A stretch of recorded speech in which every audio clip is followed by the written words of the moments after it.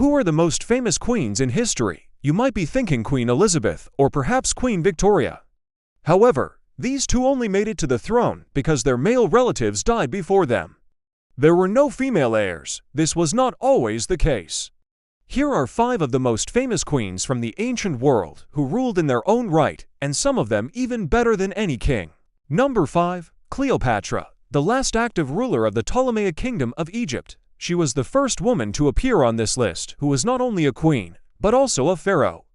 This is important because at the time being a pharaoh meant that you were considered a god on earth. The Egyptians believed that their pharaohs were divine, and Cleopatra was no exception. During her reign, she commissioned projects all across Egypt, built temples, and commissioned statues of herself to remind everyone that she was not only a woman, but a goddess. Despite her many building projects and attempts to make Egypt great again, she is perhaps best known for her relationship with Roman general Mark Antony and her untimely demise at the age of 39 after a venomous snake bite. Number 4. Isabella I of Castile. Isabella is often overlooked when talking about famous queens, perhaps because her name is not as connected to her achievements. Most people know her as the woman who financed Christopher Columbus's voyage to the Americas. However, her reign was much more significant than just funding one voyage. She took part in the 1465-1470 for Reconquista campaign to take over the Iberian Peninsula from the Moors, and she successfully captured the city of Granada in 1492, which is often seen as marking the end of the Crusades. She also played an important role in creating the Spanish Inquisition. Unfortunately, she has been somewhat overshadowed by her husband, King Ferdinand II of Aragon. Together they are known as Ferdinand and Isabella. They were a royal couple whose marriage in 1469 united the kingdoms of Castile and Leon or Aragon and Valencia. Their union paved the way for the unification of Spain. Noah 3. Ammon Arenas. Unlike the previous 2 queens, very little is known about this one. Her origins are unknown, as is what happened to her after her appearances in historical records cease. What we know about her comes from Roman historians who clearly did not like her very much.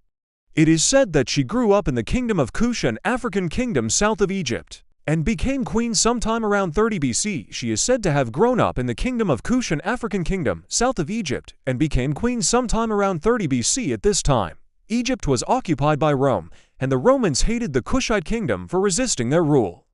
When Rome attempted to collect taxes from Kush, Queen Ammon-Arenas led an army to stop them and was successful. She is often called the African Queen of Sheba, but there is no evidence that she ever went to Sheba, a legendary place of great wealth.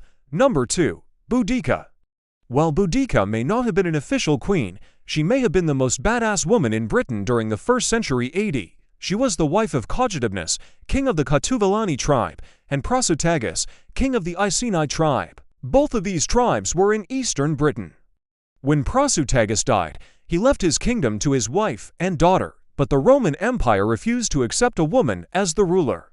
So they took all of his land and gave it to a Roman client king.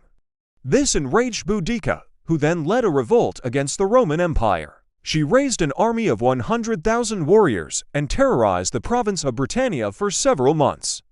However, the revolt ultimately failed, and it is said that Boudica took her own life rather than be captured by the Romans.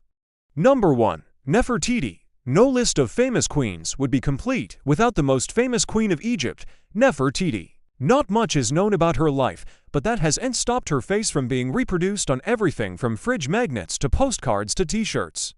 She was the great queen of Egypt during the 18th dynasty and was married to Pharaoh Akhenaten. At the time, Egypt was undergoing a religious revolution. Akhenaten had decided to abandon the old gods of Egypt and worship the sun god Aten instead. He moved the empire's capital from Thebes to Amarna and made the worship of the Aten mandatory. Many scholars believe that it was actually Nefertiti who convinced the pharaoh to make this change. She appears on many monuments with the pharaoh, sometimes with the sun crown. After Akhenaten's death, it is believed that she took the throne as the new pharaoh. However, the traditional Egyptian system of giving the throne to the male heir continued, and she either stepped down or was forced to abdicate in favor of her stepson. Thanks for watching. Which of these ladies would you have liked to meet? Let us know in the comments, and remember to subscribe if you haven't already. See you next time.